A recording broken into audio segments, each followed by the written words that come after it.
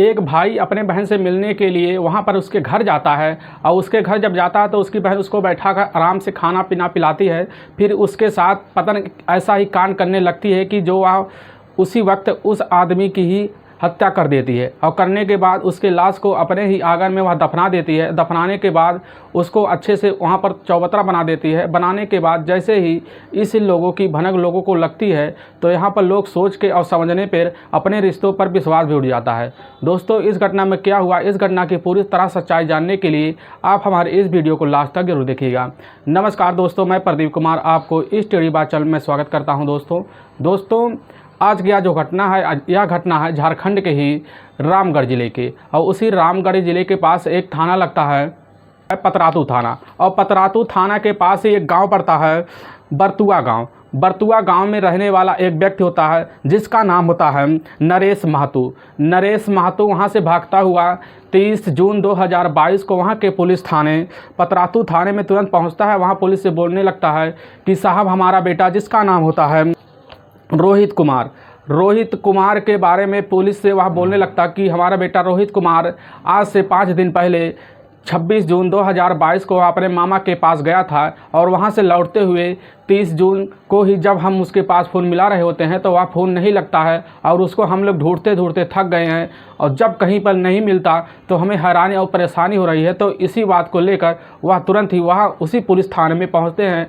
और वह पुलिस से सारी मामला सुनाने लगते हैं। तो वहाँ के जो पुलिस होते हैं वह कहने लगते हैं, तो यह जो बस स्टैंड पड़ता है, यह जो बस स्टैंड का नाम होता है चांदनी चौक बस स्टैंड, असल में यह पड़ता है वहाँ के ही चिटिया थाने में।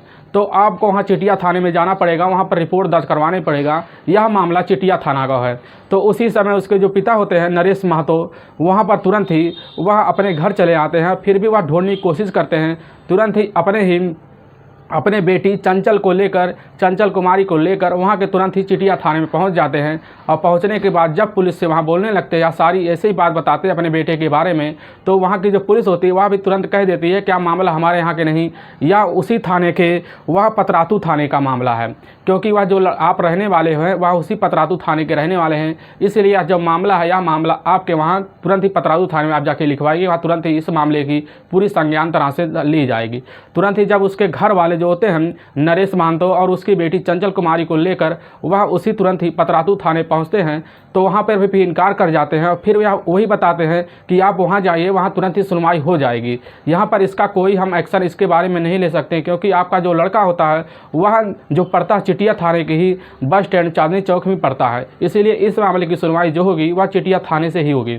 तुरंत ही उसके घर वाले फिर वह अपने परिवार और अपने उसकी जो चंचल की कुमारी की माँ होती है उनको भी लेकर उसी समय चिटिया थाने पहुंचते हैं। वहां पर ही वो लोग धरना देते हैं, और धरना देते देते ऐसे ही लगभग 4 दिन बीत जाते हैं। जब कोई सुनवाई नहीं होता है तभी उसी समय वहां पर उनके कई रिश्तेदार आ जाते हैं, और वहां पर तब भी इसकी सुनवाई नहीं होता है। ऐसे लगभग इनका इधर से उधर इस थाने में उस थाने में ऐसे ही चक्कर बीतता रहता है, और इनका किसी बात का कोई सुनवाई नहीं करते हैं। लगभग 2.5 महीने यानी 72 दिन बीत जाने के बाद जब ना कोई सुनवाई होता है तो मौके पर जो पतरातू थाने की पुलिस होती है वह तुरंत ही इस चीज़ में जब जानती है इस मामले को अब छूटना ही बहुत मुश्किल है, क्योंकि इतना गंभीर मामला था, तो पुलिस इसको पूरी तरह से लिखने के लिए तैयार हो जाती है। पतरातू पुलिस की जब पूरी टीम इस मामले की जांच करने लगती है तो उसी समय वह जो नरेश महतो होते हैं उनसे पूछा जाता है कि इनसे लास्ट बार कब बात हुआ था, क्या तुम्हें किसी के ऊपर शक है? तो पतरातू महतो कहते हैं नहीं, हमें किसी के ऊपर शक नहीं है, क्योंकि हमारा लड़का बहुत ही अच्छा था, वह पढ़ने में था, वह अपने मामा के यहाँ गया था, वह मामा के यहाँ जब गया था तो हमसे फ़ोन पर बात भी किया करता था। तो इसी बात को लेकर पुलिस को कोई भी क्लू नहीं मिलता। तो पुलिस जब उसकी जो रोहित कुमार होता है उसका मोबाइल नंबर जब लेता है तो उसमें CDR निकाला जाता है, और CDR निकाला जाता है, साथ में उसका लोकेशन भी लास्ट निकाला जाता है। तो लास्ट लोकेशन जो होता है वह निकल के उसी चांदनी चौक बस स्टैंड की आती है। और जब बस स्टैंड की आती है तो वहाँ पर बात हुआ था, मौके पर जब बात हो ही रहा था अचानक उसकी मोबाइल वहीं पर स्विच ऑफ हो जाती है। तो पुलिस जाती है तो वहाँ पर यह देखा जाता है कि यह जो CCTV कैमरे यहाँ पर लगे हुए होते हैं, तो वहाँ पर देखा जाता है कि उसके पास तो CCTV कैमरे है ही नहीं जहाँ बस खड़ा होता है। तो पुलिस को इससे कोई क्लू भी नहीं मिलता। तो उस पर जब उसका मोबाइल और CDR जब भी निकाला जाता है तो उसमें लास्ट जो बात हुआ था वह उसकी बहन चंचल कुमारी से ही बात हुआ था। तो पुलिस उसके चंचल कुमारी के बहन से चंचल कुमारी से जब पूछने लगती है तो वह बताती है कि हमसे इतना बात हुआ था कि हमारी भाई अभी घर आने वाले हैं, तो ना जाने कैसे ही उनका फ़ोन दोबारा हम जब ट्राई कर रहे होते हैं तो उसी समय मोबाइल उनका स्विच ऑफ बताने लगता है। तो पुलिस इस चीज़ की सुनकर वह भी तुरंत ही हैरान हो जाती है कि इस मामले की जाँच अब कैसे किया जाए और किस तरीके से किया जाए। तो पुलिस जब इस चीज़ के मामले की पूरी जाँच करने लगती है तो वहाँ पर कुछ खबरी भी लगा देती है।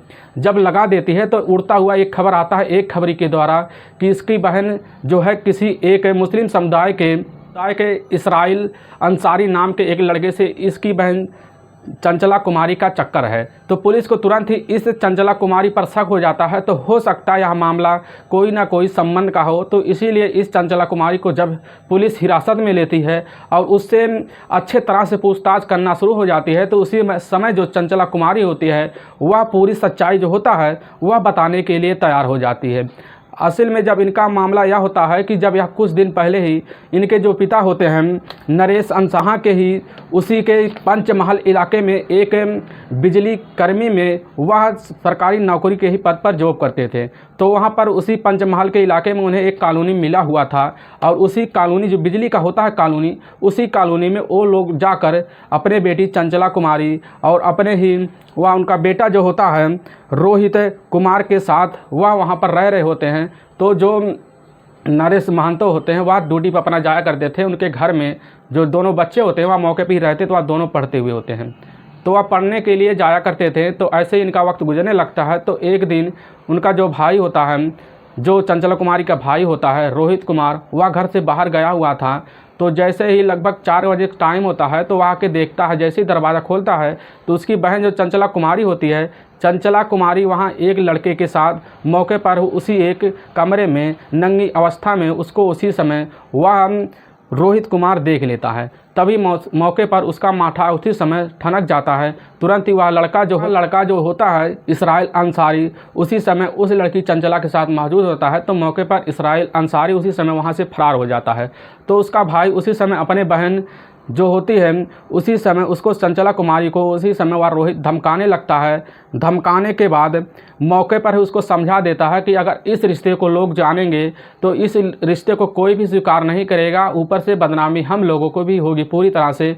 तो वह चंचला तो उसी समय वह तो समझ भी जाती है, वह अब इस चीज़ को मान लेती है, लेकिन इनमें कोई बातें भी नहीं होती। फिर इनमें बातें इनका फ़ोन जो होता रोहित वह ले लेता चंचला कुमारी का, और लेने के बाद चंचला कुमारी को फ़ोन भी नहीं देता और इस बात की भनक अपने पिता को भी नरेश को भी नहीं चलने देते हैं, जिससे इन दोनों में यह मामला रहने लगता है। लेकिन आपस में चंचला कुमारी और रोहित के बीच खटास होने लगता है। तो इस खटास में इतना बढ़ जाता है कि वह कोई बात इनमें ही रखना नहीं चाहते थे, आपस में इनकी बात बनती भी नहीं थी।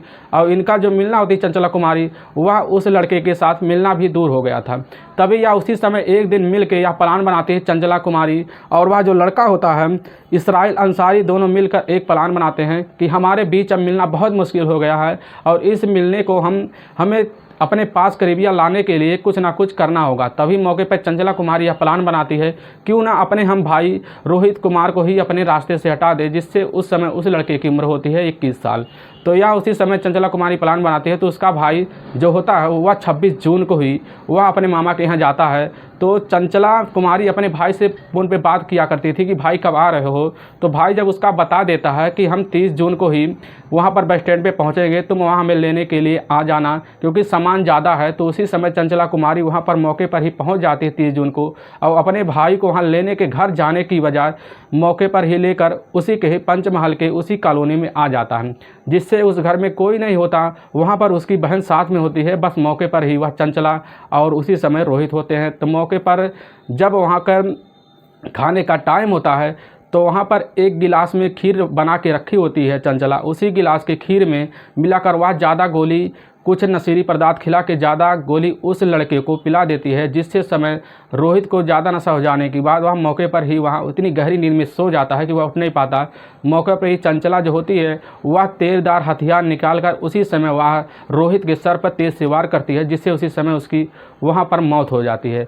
होने के बाद उसके लाश को वहाँ पर ही आंगन होता है, उसी आंगन में गड्ढा खोद कर उसी समय उस लड़के जो होता है इसराइल अंसारी को लेकर साथ में दोनों गड्ढा खोदते हैं। खोदने के बाद वहाँ पर गड्ढा में उसको दफना देते हैं और दफना देने के बाद अब वह लगभग वहाँ पर 48 घंटे बैठ कर यह सोचते हैं कि अब यह कैसे इस सबूत को मिटाया जाए जो यहाँ पर पड़ा हुआ है। तो मौके पर वहाँ पर एक मिस्त्री बुलाते हैं। बुलाने के बाद वहाँ पर उसके ऊपर से पूरी तरह से वहाँ पर मिस्त्री से सिरमेट से पूरी तरह से पुताई कर दिया जाता है। और जब जानते हैं कि 2-3 दिन बीतने जाने के बाद तुरंत वह लड़की जो होती है वह अपने घर चली आती है। और इस मामले की जब पूरी तरह से पुलिस इनके मुंह से सुनती है तो एक लंबे सज़ा के लिए इस लड़की को जेल में भेज देती है। साथ में उस लड़के जो होता है उस लड़के को भी साथ में जेल में डाल देती है।